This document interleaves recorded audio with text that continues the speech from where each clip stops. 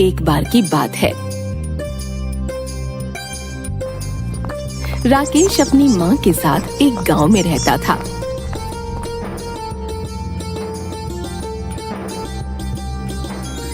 राकेश पढ़ाई में बहुत ही ज्यादा होशियार था और हमेशा अपनी कक्षा में अव्वल आया करता था। एक बार उसे आगे की पढ़ाई के लिए कॉलेज की तरफ से स्कॉलरशिप मिलती है और उसे विदेश में आगे पढ़ाई करने का मौका मिल जाता है। राकेश खुशी खुशी अपने घर आता है।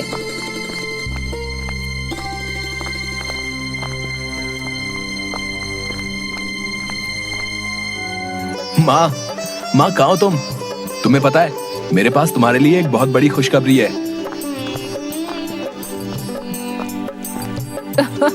अरे रुक जा, आराम से बता, क्या खुशखबरी है बेटा? माँ, मुझे विदेश जाकर पढ़ाई करने का मौका मिल रहा है। कॉलेज की तरफ से सिर्फ मेरा ही एक सिलेक्शन हुआ है। विदेश में पढ़ाई? पर बेटा हमारे पास इतने पैसे कहाँ हैं कि मैं तुम्हें विदेश में पढ़ने भेज सकूं। अरे आप उसकी चिंता बिल्कुल मत करो माँ। मैंने ना अपने कॉलेज में टॉप किया है, जिसकी वजह से मुझे ये स्कॉलरशिप मिली है और पढ़ाई का सारा खर्चा उसी से निकल जाएगा। लेकिन मैं तो यहाँ अकेली रह जाऊंगी ना बेटा। अच्छा कोई बात नहीं, तेरी पढ़ाई उससे कहीं ज्यादा जरूरी है। मैं अपना ख्याल तो रख ही सकती हूँ। ठीक है बेटा, तू खूब मन लगाकर पढ़ाई कर और इसी तरह आगे बढ़ता रहे। खूब तरक्की कर मेरे बच्चे। मेरा आशीर्वाद हमेशा तेरे साथ है। आप उदास मत हो माँ, बस कुछ ही सालों की तो बात है, फिर तो मैं यहीं आ जाऊंगा हमेशा के लिए आपके पास। ठीक है बेटा, बस तुम अपना ध्यान रखना। मैं तुम्हारे जाने की तैयारियां शुरू करती हूँ अब। फिर राकेश सारी तैयारियां करता है।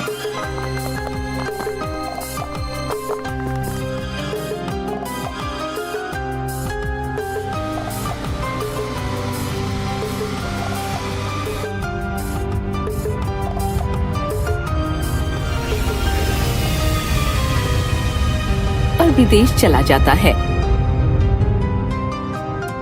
बीच बीच में अपनी माँ को वो फोन करके उनके हालचाल पूछ लिया करता था, क्योंकि वो अपनी माँ से बहुत प्यार करता था। कुछ साल बाद अपनी पढ़ाई पूरी करके राकेश वापस आने वाला था। एक दिन अचानक राकेश अपनी माँ को फोन करता है। हेलो माँ, मैंने अपनी पढ़ाई पूरी कर ली है। अब मैं बहुत जल्द वापस आने वाला हूँ तुम्हारे पास। हाँ बेटा, अब तू जल्दी से आ जा। मैं भी तुझे देखने के लिए पागल हो गई हूँ। आंखें तरस गई हैं बेटा।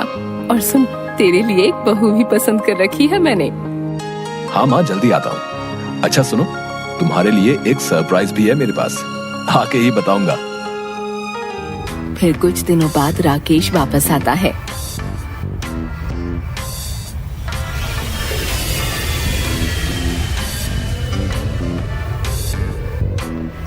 लेकिन वो अकेला नहीं आता, बल्कि अपने साथ विदेशी बहू लेकर आता है।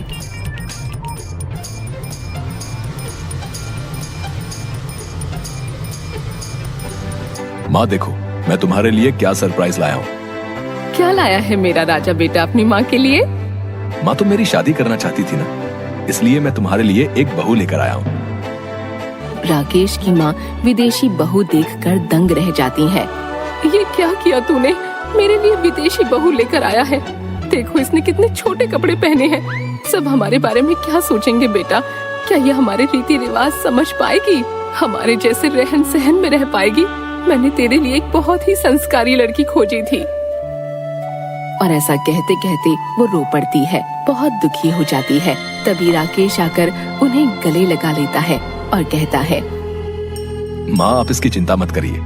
अलीशा बहुत ही समझदार है, वो बहुत जल्द सब सीख जाएगी, आपको कभी निराश नहीं करेगी माँ। राकेश की माँ को उसकी बहू बिल्कुल पसंद नहीं आती। उसने अपनी बहू के लिए क्या क्या सपने देखे थे। उसने अपने ही गांव की एक संस्कारी लड़की को बहू के रूप में चुन लिया था, लेकिन उसके बेटे ने तो सब कुछ खराब कर दिया। उनके सारे सपनों पर पानी फेर दिया। दूसरे दिन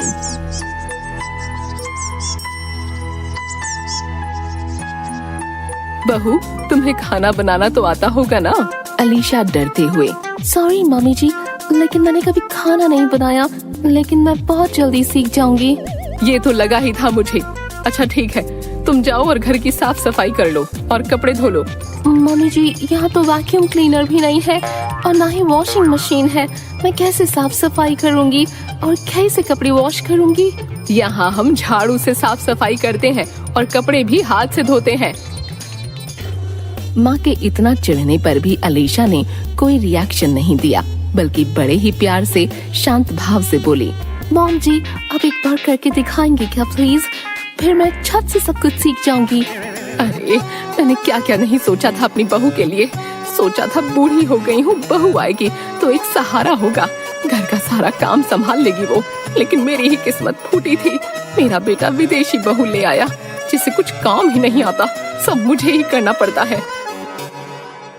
अलीशा विदेशी थी, पर उसे इंडिया का कल्चर बहुत अच्छा लगता था। उसे यहाँ के तौर तरीके, रीति रिवाज सीखने की ललक थी। कुछ दिन बाद राकेश की माँ को एक रिश्तेदार की शादी में जाना था, तो उन्होंने अलीशा से कहा, बहू, मेरी बहन की बेटी की शादी है, मैं वहाँ जा रही हूँ। मॉम जी, मुझे भी अपने साथ ले जाइए ना, मुझे भी इंडियन वेडिंग देखनी है। नहीं नहीं, मैं तुम्हें वहाँ नहीं ले जा सकती, मुझे अपनी हंसी नहीं उड़वानी है, मैं अकेले ही जाऊंगी। बस तब तक तुम घर अच्छे से संभाल लेना। जी मॉम जी, मैं यहाँ सब संभाल लूंगी, आप चिंता मत करिए।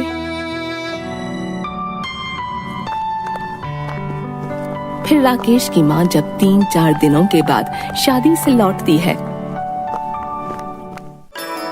तो देखती है उसका घर बहुत ही साफ सुथरा और चमक रहा था।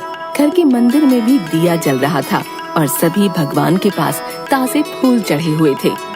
अरे वाह, घर तो बहुत ही चमक रहा है और मंदिर भी साफ दिख रहा है, ताजे फूल चढ़े हैं, पूरे घर से अगरबत्ती की सुगंध आ रही है। ये सब किसने किया? मॉम जी, मैंने आपसे कहा था ना कि मैं सब सीख लूंगी, ये सब मैंने किया। मैंने ही घर की पूरी साफ सफाई और भगवान की पूजा की है और मैंने लंच भी बनाया है। चलिए ना, आप जल्दी से हाथ मुंह धोकर आइए, मैं लंच सर्व करती हूँ। राकेश की माँ खाना खाने बैठती हैं। खाना वाकई बहुत टेस्टी बना था। राकेश की माँ अपनी बहू से बहुत खुश हो जाती हैं। बहू, मुझे माफ कर दो, मैंने तुम्हें बहुत ही गलत समझा। तुम तो हमारे रीति रिवाज और रहन सहन सब सीख गईं। कुछ दिनों बाद अलीशा एक स्कूल में इंग्लिश टीचर बन जाती है। अलीशा जब रोज स्कूल जाती तो आसपास के लोग और उसके स्कूल के टीचर्स उसे बहुत ही अजीब नजरों से देखते थे। ये देखकर अलीशा परेशान हो जाती है और अपनी सास से जाकर कहती है, मॉम जी, मैं जब भी स्कूल जाती हूँ तो सब मुझे कूल कूल कर देखते हैं। स्कूल के टीचर्स मुझे अजीब तरह से देखते हैं, मुझे अच्छा नहीं लगता। बहू, तुम यहाँ के अनुसार बाकी सब तो सीख गई हो, बस तुम्हें अपना पहनावा भी यहाँ के रहन सहन के अनुसार बदलना होगा, फिर देखना तुम्हें कितनी इज्जत मिलेगी। फिर दूसरे दिन से अलीशा साड़ी पहनकर जाने लगी तो जो लोग उसे घूर घूर कर देखते थे वो उसे बहुत इज्जत देने लगे, उसे भाभी कहकर पुकारने लगे और स्कूल के टीचर्स भी अलीशा से बहुत इज्जत से बात करने लगे। अलीशा ये सब देखकर बहुत खुश हो जाती है और घर जाकर अपनी सास से खुशी खुशी कहती है, मॉम जी, आज तो सबने मुझे इतनी रिस्पेक्ट दी, ये देखकर मुझे बहुत अच्छा लग रहा है। हाँ बहू, अब तुम बन गई हो बिल्कुल मेरी परफेक्ट इंडियन बहू, जैसी मैं चाहती थी। मुझे तुम पर नाज है। जितनी जल्दी तुमने ये सब कुछ सीखा वो आसान नहीं था एक बाहर से आई लड़की के लिए। इसीलिए कहते हैं जहाँ चाह होती है वहीं राह आसानी से बन जाती है। इतना कहकर माँ अलीशा को गले लगा लेती है और तभी राकेश भी ऑफिस से घर वापस आता है और दोनों को इस तरह देखकर बहुत खुश होता है। माँ, मैंने कहा था ना, अलीशा बहुत समझदार है। और इतना कहकर वो भी माँ के गले लग जाता है और तीनों हंसने लग जाते हैं। सच ही कहा है, इंसान अगर ठान ले तो कुछ भी मुश्किल नहीं होता, सारी राहें आसान हो जाती हैं।